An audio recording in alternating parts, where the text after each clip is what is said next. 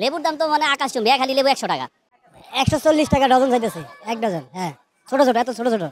লেবু তো 120 টাকা হালি চায়, তাই এই গত সপ্তাহে ছিল 40 টাকা হালি। সবচেয়ে বেশি দাম হলো লেবুর, বুঝছেন? লেবুর যে দাম, লেবুর 130 টাকা আলি, তাহলে কেমনি কিনবো? আগে যে জিনিস, যেমন ধরেন শশা কিছুদিন আগে কিনছি 40 টাকা কেজি, এটা এখন 50 টাকা, 60 টাকা, সরি 60 টাকা কেজি। বেগুন যে বেগুন কিনছি 40 টাকা কেজি, এটা এখন 100 টাকা কেজি। এটা হইল?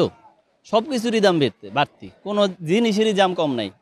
একটা জিনিস আপনি দেখাইতে পারবেন না যে আগে যে দাম ছিল রমজান আসার পরে এই দামটা স্থিতিশীল ছিল। সব কিছুই বাড়তি ভাইয়া। লেবুর দাম তো মানে আকাশচুম্বী, খালি লেবু 100 টাকা। এটা হইল বলেন? কিন্তু এরকম হয়তো যে আমাদের মার্কেটে সরবরাহ নাই, লেবুর দাম বেশি, বাট মার্কেটে অ্যাভেলেবেল লেবু আছে, কিন্তু সেই লেবুর হালি 100 টাকা হালি, 70 টাকা হালি, 60 টাকা হালি। এটা কোনোভাবে আসলে মেনে নেওয়া যায় না। বাজারে কোনো মনিটরিংই নাই। এই যে লেবুটা নিয়ে আসতেছে, কৃষক কয় টাকা পাইতেছে আর বাজারে এসে কয় টাকা হচ্ছে, এটা তো দেখা উচিত আমার মনে হয় আর কি। কিন্তু আজকে যে ভোক্তা অধিকার সংরক্ষণ অধিদপ্তর দিয়ে একটা অভিযান চালাইলো, তার কোনো প্রভাব পড়ছে? কোনো প্রভাবই নাই ভাই, কোনো প্রভাব নাই। এই যে লেবুর একটা জিনিস আপনি যেটা বললেন, একটা মানুষ একটা লেবু কিনে খাওয়ার মতন কি আছে? 4টা লেবুর দাম 100 টাকা। মানে কিছুদিন আগেও যে লেবু হালি ছিল আপনার 20 টাকা হালি, সেই 20 টাকা থেকে রমজান আসাতে এটা হয়ে গেছে 100 টাকা হালি।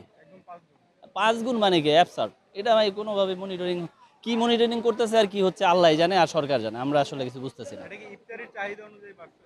এখন তো সবাই তো মনে করেন যে ইফতারির টাইমে শরবতের জন্য হয়তো একটু লেবু টেবু নেয়, ঠিক আছে, চাহিদা বাড়ছে, দাম হয়তো বা একটু এদিক ওদিক হইতে পারে, কিন্তু তাই বলে আপনি 20 টাকার লেবু এখন 100 টাকা হবে, এটা কি মেনে নেওয়া যায়? এটা কোনোভাবে মানার মতো না আর কি। হ্যাঁ, থ্যাংক ইউ।